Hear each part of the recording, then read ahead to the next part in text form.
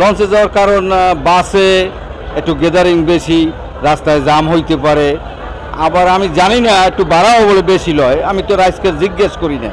আর লঞ্চে স্বাভাবিক ভাড়া, তাতে কোনো অসুবিধা হয় না যাইতে, এই জন্য আমরা লঞ্চে যাই। সদরঘাটে আমরা আইতে বারোয়ানি রাস্তা দখল করিয়াছে হকাররা, মানুষ হাঁটিয়ে যেতে পারে না, ফুটপাথ তো দখল করছে এরপর মাঝখানও করছে।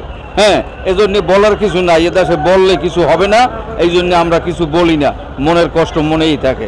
হকারেরা একটু বিশৃঙ্খলা করতে আছে, এদের একটা নির্দিষ্ট জায়গা সাইড দেখাই দিলে ওই জায়গায় থাকলে আমাদের সবচেয়ে ভালো হয়। ঈদ উপলক্ষে বিগত দিন অনুযায়ী ঈদে তেমন কোনো যাত্রী নাই বললেই চলে, স্বাভাবিকের থেকেও যাত্রী কম। এখন পর্যন্ত সব ধরনেরই ছুটি হয় নাই, তো এই জন্য সম্ভবত আগামীকালকে ছুটির পরে হয়তো বা ঈদের যাত্রী, যারা ঈদমুখী বাড়ি ফেরার যাত্রী, তারা আগামীকাল থেকে আসার একটা সম্ভাবনা আছে। এখন পর্যন্ত ঈদের ঘরমুখী যে মানুষের একটা চাপ, ওই চাপটা এখন সরকার নির্ধারিত যে ভাড়া আছে তার থেকেও আমরা কম রেটে ভাড়া নিচ্ছি। আমাদের ভাড়া বাড়াই নেই, আমরা স্বাভাবিকভাবেই ভাড়া রাখছি যেন মানুষ সহজভাবে আসা যাওয়া করতে পারে, মানুষের জন্য ভোগান্তি না হয়।